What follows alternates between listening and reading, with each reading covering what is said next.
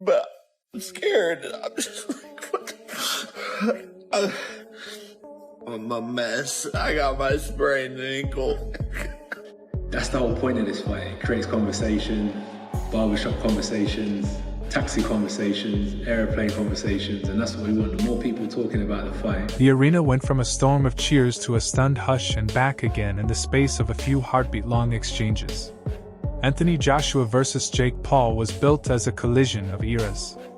A decorated heavyweight trying to reassert himself and a social media-born fighter who has spent years turning spectacle into sporting credibility. When the last bell rang, the internet detonated. Highlight reels, hot takes, and surgeons of opinion slicing the fight into frames. In the hours that followed, both men finally spoke. Raw, careful, and defiant.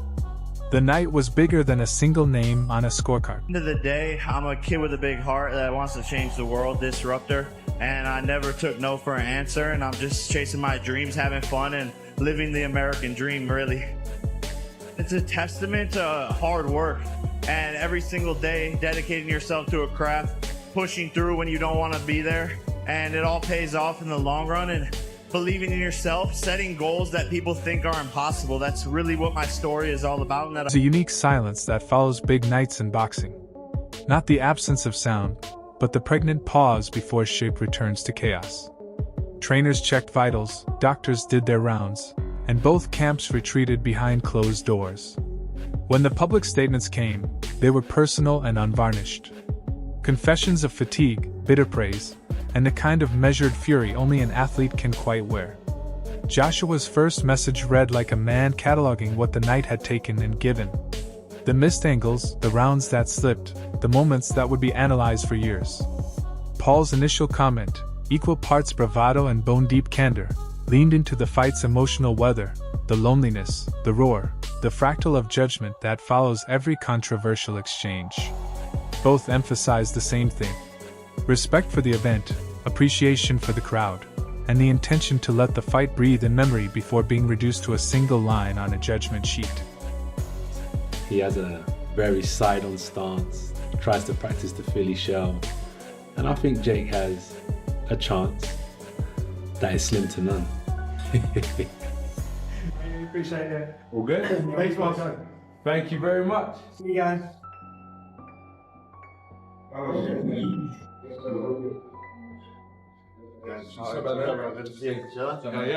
Heavyweight of the world! Yeah, can you get my back? No. For the first week of sparring, I had to get comfortable in there and let things slow down and feel the power out and get the confidence to slip, catch, move. In the lead up to the clash, predictions were everywhere and wildly split. Odds makers and many analysts installed Anthony Joshua as the favorite, listing him as the expected winner in most betting markets. That picture was reinforced across respected outlets and betting boards. On the analytical side, CBS Sports and their sports line combat expert Josh Nagel leaned toward Joshua, with Nagel's top prop calls included Joshua to win by TKO KO, a reflection of Joshua's resume against high-level opposition and his finishing power. Yahoo Sports viewers likewise flagged Joshua as the man most likely to stop the fight inside the early rounds, pointing to the way the referee and the occasion itself might tilt matters in favor of the more experienced heavyweight. Yet, the chorus was not unanimous. Boxing's louder personalities and some high-profile fighters offered contrarian reads. Tyson Fury, never shy to wager both words and cash on his conviction, publicly predicted Paul could land the kind of punch that changes everything, even claiming he'd bet heavily on Paul in a hypothetical. That show of confidence from Fury pushed the narrative that the unexpected was still very possible. Dana White, in his typical blunt fashion, gave a candid appraisal that mixed skepticism about crossover narratives with a grudging respect for Paul's bravery in taking on heavyweight drama. A reminder that the sports gatekeepers were watching, judging, and sometimes surprised. And then there were the fighters themselves. Jake Paul, who spent the last few years telling anyone who listened that he's here to rewrite the rules, publicly predicted a victory and insisted Anthony Joshua cannot knock him out, announcing confidence on shows like Pat McAfee's and in the early media run. The tension in those pre-fight predictions was valuable for the fight itself. When the underdog has credible believers and the favorite has analytical heavyweights on his side, the night gets a cinematic push. That makes every round feel like an epic. Post-fight, the pundit corps did what pundits do. They retracted threads, doubled down where they could, and praised moments that surprised them. Some former champs and current pros admitted they'd misread the tempo. Others used the fight as an object lesson. Amir Khan, for instance, spoke about the strike that could stop influencer boxing, a comment praising Joshua's ability to impose old-school knockout power and discipline on a modern spectacle. Other fighters took to social media to call out technical adjustments, ring generalship, and the rare moments where crowd energy inverted the expected.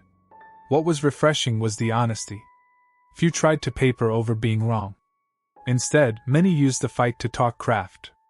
How to prepare for a social media-born fighter who has honed his timing against experienced fringe pros. And how a veteran like Joshua must prepare for both physical and narrative threats. The kind that can sway officials, broadcasters, and momentum. Oh, it's very tough to say something about Joshua or Jake. You know, I'm waiting for this fight because I'm so excited. But, you know, Jake have a lot of chance to win, and a lot of people think he's not, but I believe in Jake. I mean, Joshua is the best fighter and have a lot of experience in boxing. You know, he's a heavyweight guy, but Jake improved a lot, and the people need respect both. You know, because it's not everybody have a, sorry my language, but have a balls for come inside the ring and fight. From the first bell, the tone was immediate and kinetic. There were flurries that suggested Paul's awkward aggressive angles could get through. There were rounds that looked like textbook heavyweight boxing, length control, jab setups, heavy power shots. Moments that looked routine on pause were seismic live, a short uppercut that made the crowd inhale, a foot stumble that shifted balance in an entire round. In the aftermath, both fighters spoke respectfully of those key moments. Joshua's camp highlighted effective jabs and power combinations. Paul's team pointed to scrappy infighting and a ring confidence that belied his non-traditional path into the elite echelons of attention. Both camps focused on what the fight actually extracted from both men. New respect, new doubt, and a gallery of what-ifs. If the ring was where the fight happened, social media was where it lived forever. A single exchange, a clean collision, or a near fall became the night's lingua franca. Clips of that exchange got looped by millions. Pundits, celebrities, and casual fans argued the technique. Replay by replay. Memes turned a brief grimace into centuries of hot takes. Both fighters leaned into that environment. Short raw clips released from the dressing room or on the way to the medical area made fans feel part of the inside theater. The effect was to humanize and monetize in a single breath. Intimacy sells, and confessional post-fight content convinced viewers that they were watching something real rather than a press-managed narrative. Trainers from both camps spoke like surgeons. Joshua's corner pointed at missed range management and the need to maintain a high guard against unconventional angles. Paul's team praised conditioning and heart, but acknowledged tactical blind spots against an opponent with Joshua's shot-making.